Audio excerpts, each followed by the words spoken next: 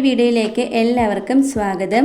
ഇന്ന് നല്ലൊരു ബ്രേക്ക്ഫാസ്റ്റ് റെസിപ്പിയാണ്. രാവിലെ വളരെ എളുപ്പത്തിൽ ഒട്ടും എണ്ണ കുടിക്കാത്തതും നന്നായി തന്നെ പൊങ്ങി കിട്ടുന്ന പൂരിയും അതിൻ്റെ കൂടെ തന്നെ നല്ലൊരു ഉരുളക്കിഴങ്ങ് മസാലയുമാണ്. നല്ല ക്രിസ്പി ആയിട്ട് വരുന്ന ഈ ഒരു പൂരിയുടെ റെസിപ്പി ഒന്ന് കണ്ടു നോക്കാം.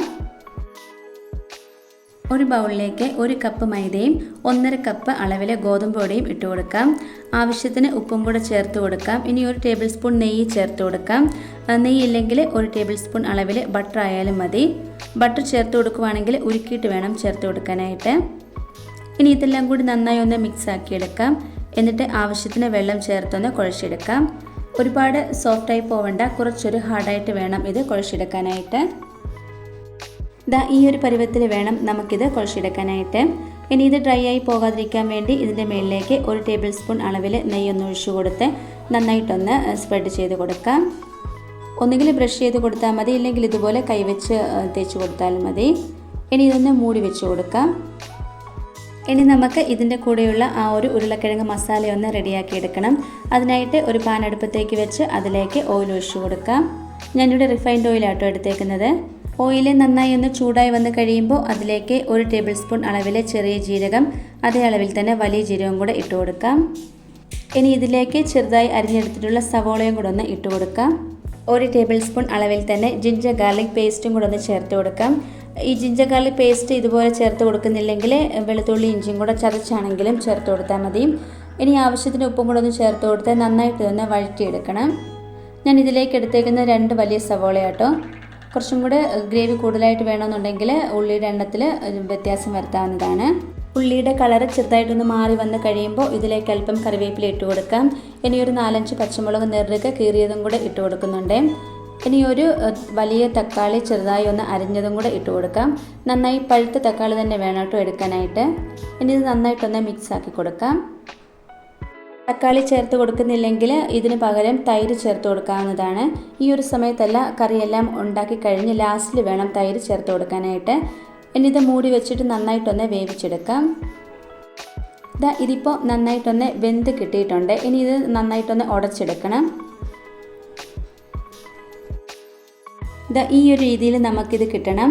നന്നായി ഒന്ന് വെന്ത് ഉടഞ്ഞ് എണ്ണയൊക്കെ നന്നായി തെളിഞ്ഞ് കാണുന്നത് വരെ ഇതുപോലെ മിക്സ് ആക്കി കൊടുക്കണം. ഇനി ഇതിലേക്ക് നമുക്ക് പൊടികളൊക്കെ ഒന്ന് ചേർത്ത് കൊടുക്കാം. 1 ടേബിൾ സ്പൂൺ അളവിൽ മഞ്ഞൾപ്പൊടി ചേർത്ത് കൊടുക്കുന്നുണ്ട്. ഒരു വലിയ ടേബിൾ സ്പൂൺ അളവിൽ തന്നെ മല്ലിപ്പൊടിയും കൂടെ ചേർത്ത് കൊടുക്കാം. ഒരു ചെറിയ ടേബിൾ സ്പൂൺ അളവിൽ തന്നെ ആലു മസാല ചേർത്ത് കൊടുക്കുന്നുണ്ട്. ഇതിന് പകരം നിങ്ങളുടെ കയ്യിൽ ഗരം മസാല ഉണ്ടെങ്കിൽ അത് ചേർത്ത് കൊടുക്കാം. നമ്മൾ ഈ ഒരു ആലു മസാല റെഡിയാക്കുമ്പം അതിൻ്റെ കിട്ടുന്ന ആ ഒരു പാക്കറ്റിൽ മസാല കിട്ടും. എല്ലാ ഷോപ്പിലൊക്കെ കിട്ടും ഇത്. അത് വാങ്ങിച്ച് ചേർക്കുവാണെങ്കിൽ കുറച്ചും കൂടെ ടേസ്റ്റ് കിട്ടും. നമ്മൾ പുറത്ത് റെസ്റ്റോറൻറ്റിനൊക്കെ കഴിക്കുന്ന കറക്റ്റ് ആ ഒരു ടേസ്റ്റ് തന്നെ നമുക്ക് ഈ ഒരു മസാലയ്ക്ക് കിട്ടും. ഇനി ഇത് നന്നായിട്ടൊന്ന് മിക്സ് ആക്കി കൊടുക്കണം, ഇതിൻ്റെ ആ ഒരു പച്ചമണം മാറുന്നത് വരെ. ഇനി നമുക്ക് ഇതിലേക്ക് പുഴുങ്ങി പൊടിച്ചെടുത്തിട്ടുള്ള ഉരുളക്കിഴങ്ങ് കൂടെ ചേർത്ത് കൊടുക്കാം. എന്നിട്ടിത് നന്നായിട്ടൊന്ന് മിക്സ് ആക്കി കൊടുക്കണം. നമ്മൾ ചേർത്ത് കൊടുത്തിട്ടുള്ള ആ ഒരു മസാലയൊക്കെ ഈ ഒരു ഉരുളക്കിഴങ്ങിൽ നന്നായിട്ട് പിടിച്ചിട്ട് വേണം ഇതിലേക്ക് വെള്ളം ചേർത്ത് കൊടുക്കാനായിട്ട്. നന്നായിട്ടൊന്ന് മിക്സ് ആക്കിയതിന് ശേഷം ഇതിലേക്ക് ചെറു ചൂടുള്ള വെള്ളം ഒന്ന് ചേർത്ത് കൊടുക്കാം.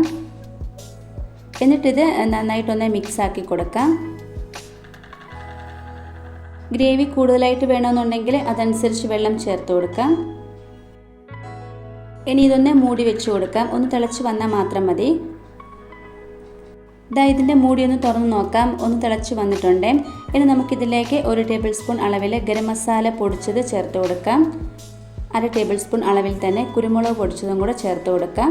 ഇനി ഇതിലേക്ക് കുറച്ച് മല്ലിയിലയും കൂടെ ചേർത്ത് കൊടുത്ത് നന്നായിട്ട് ഇതൊന്ന് മിക്സ് ആക്കി കൊടുക്കാം. നമ്മുടെ വളരെ രുചികരമായിട്ടുള്ള ഉരുളക്കിഴങ്ങ് മസാല ഇവിടെ റെഡി ആയിട്ടുണ്ട്. ഇത് നമുക്ക് അപ്പം, ചപ്പാത്തി, ചോറ്, പൂരി എന്നിവയോടൊക്കെ അടിപൊളി കോമ്പിനേഷനാട്ടോ. വളരെ എളുപ്പത്തിൽ തന്നെ നമുക്കിത് ഉണ്ടാക്കിയെടുക്കാനും പറ്റും. നല്ലൊരു ടേസ്റ്റ് ആട്ടോ ഇതിന്. നമ്മൾ പുറത്തുനിന്നൊക്കെ പോയി കഴിക്കുന്ന അതേ ടേസ്റ്റിൽ തന്നെ നമുക്ക് വീട്ടിൽ ഉണ്ടാക്കിയെടുക്കാൻ പറ്റുന്ന ഒരു അടിപൊളി പൂരി മസാലയുടെ റെസിപ്പി ആട്ടോ ഇത്. എല്ലാവരും ഇതുപോലെ ഒന്ന് ഉണ്ടാക്കി നോക്കണേ. ഇനി നമുക്കിതിലേക്കുള്ള പൂരിയും കൂടെ ഒന്ന് ഉണ്ടാക്കിയെടുക്കാം. ഇത് ഒരുപാട് നേരം അങ്ങനെ റെസ്റ്റ് ചെയ്യാൻ വെക്കേണ്ട ആവശ്യമില്ല. മാക്സിമം ഒരു അരമണിക്കൂർ മാത്രം മതി. ഇനി ഇത് നന്നായിട്ട് ഒന്നുകൂടെ ഒന്ന് കുഴച്ചെടുക്കണം. ഇനി നമുക്ക് ഇതുപോലെ ചെറിയ ചെറിയ ഉരുളകളാക്കി ചപ്പാത്തി പരത്തുന്നത് പോലെ ഒന്ന് പരത്തിയെടുക്കാം. ഒരുപാട് അങ്ങ് കട്ടി കുറച്ച് എടുക്കരുത്, ചെറിയൊരു കട്ടിയിൽ വേണം ഇത് പരത്തിയെടുക്കാനായിട്ട്. നമ്മൾ പൂരിക്ക് പരത്തി കൊടുക്കുമ്പം ശ്രദ്ധിക്കണം, ഗോതമ്പ് പൊടിയോ മൈദയോ തൂക്കി കൊടുത്ത് പരത്തിയെടുക്കരുത്. പകരം ഇതിലേക്ക് റിഫൈൻഡ് ഓയിൽ ഒഴിച്ചു കൊടുത്തിട്ട് വേണം പരത്തിയെടുക്കാനായിട്ട്. ഇല്ലെങ്കിൽ നമ്മൾ പൂരി ഉണ്ടാക്കുന്ന സമയത്ത് ഇതിനകത്തേക്ക് പുക കയറും. ഈ ഒരു കട്ടിയിൽ വേണം നമുക്കിത് പരത്തിയെടുക്കാനായിട്ട്.